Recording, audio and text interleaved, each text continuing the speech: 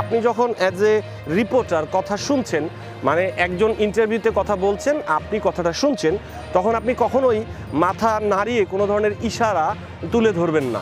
যেমন আমি এখন এভাবে শুনছি কথা বলা, কেউ বলছেন সেটা আমি শুনছি, মানে উনি যে কথাটা বলছেন সেই কথাটার সাথে সহমত পোষণ করছি। হ্যাঁ, আপনি ঠিক বলছেন। আসলে এভাবে বলা যাবে না, তাহলে আপনি যে নিরপেক্ষ একজন রিপোর্টার সেটা প্রমাণিত হয় না। আপনাদের সবাইকে আসসালামু আলাইকুম। clickandtech.com-এর পক্ষ থেকে আমরা আজকে দেখব সেট আপ শটগুলো কীভাবে নিতে হয়। সেট আপ শট মূলত কি? আমরা যখন কোনো সংবাদ দেখি, এই সংবাদের ভেতরে দেখবেন যে মানুষ বসে বসে কথা বলছেন। মানুষ বলতে রিপোর্টার এবং যার ইন্টারভিউ নিচ্ছেন তাদের কাছ থেকে। ইন্টারভিউ বিষয়টা কি?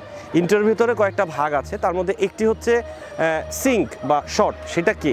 ধরুন এক জায়গায় আগুন লেগেছে, সেই আগুন যে লেগেছে সেখানে যারা আগুন নেভাতে গিয়েছে, মানে ফায়ার ব্রিগেড বা যারা কর্তৃপক্ষ ছিলেন, তারা যে কথাটা বলবেন সেটা হচ্ছে ইন্টারভিউ। আরেকটা যেটা আছে সেটা হচ্ছে ভক্স পপ। ভক্স পপ জিনিসটা কি? ভক্স পপটা হচ্ছে ওই আগুনে যারা আহত হয়েছেন বা ওই আগুন যারা আশেপাশে বসে দেখেছেন, যাদেরকে আমরা এক কথায় বলি প্রত্যক্ষদর্শী, তাদের যে কথাটা সেটা হচ্ছে ভক্স পপ। তো এই যে বিষয়গুলো শুটিং করা হয়, সেই শুটিংয়ের ভিতরে কিছু গ্রামাটিক্যাল বিষয় আছে, যদিও সবসময় সেটা ভালোভাবে ফলো করা সম্ভব হয় না, কারণ ওইখানে প্রচুর মানুষ থাকে, প্রচুর শব্দ থাকে। তো তারপরও চেষ্টা করা উচিত যতখানি সুন্দরভাবে তৈরি করা যায় সেভাবে তৈরি করার। সো আমরা বেশ কিছু সেট আপ শট নেওয়া শিখবো যে কীভাবে শটগুলো নিতে হয়। তো সেই শটগুলো নেওয়া আমরা একটা একটা করে দেখি। এখন আপনি যে সিকোয়েন্সটা দেখতে পাচ্ছেন, এই সিকোয়েন্সটা হচ্ছে দুইজন বসে আছেন এবং এই দুইজনের একটা ছোট্ট সিকোয়েন্স, যেটা দিয়ে বোঝানো যাচ্ছে যে এরা দুজন এখানে বসে আলাপ করছে।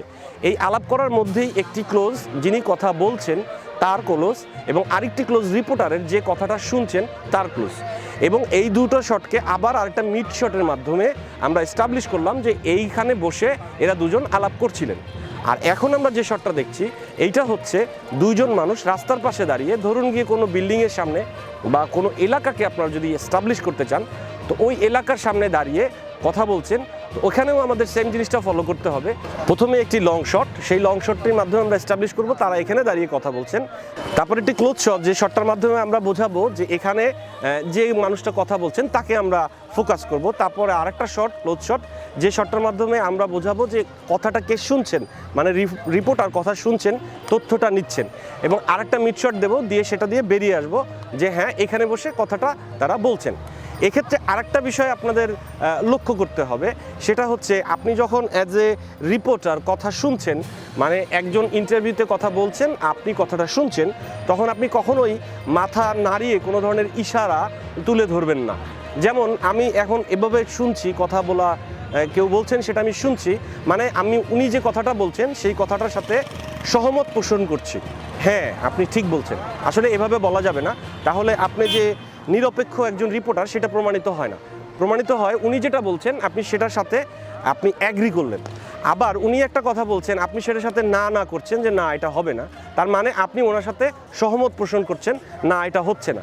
সো আপনি এভাবেও শটটা নেবেন না, যে আপনি সবসময় চেষ্টা করবেন স্ট্যাটিক তাকিয়ে থাকতে এবং এভাবে জাস্ট সোজা হয়ে দাঁড়িয়ে বা সোজা হয়ে বসে ওনার কথাটা শোনার চেষ্টা করবেন।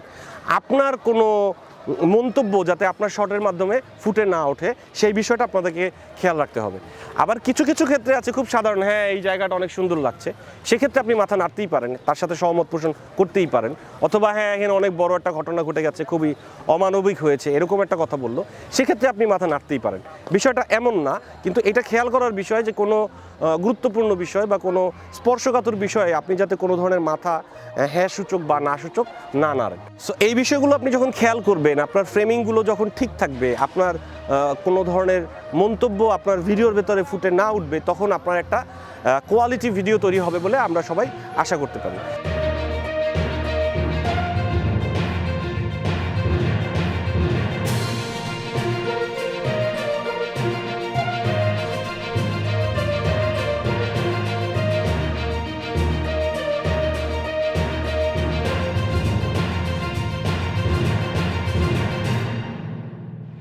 এক্ষেত্রে এই বিষয়গুলো আরও বেশি করে ফলো করবেন। আমরাও চেষ্টা করব আরও বেশি টিউটোরিয়াল আপনাদের সামনে নিয়ে আসতে, আপনাদের আরও সহযোগিতা করতে, যাতে আপনারা বাসায় বসে এই বিষয়গুলো খেয়াল করতে পারেন। তো আপনাদের সবাইকে অসংখ্য ধন্যবাদ। clickandtech.com-এর সাথে থাকবেন, আমাদের চ্যানেলটিকে লাইক করবেন, কমেন্ট করবেন এবং শেয়ার করবেন।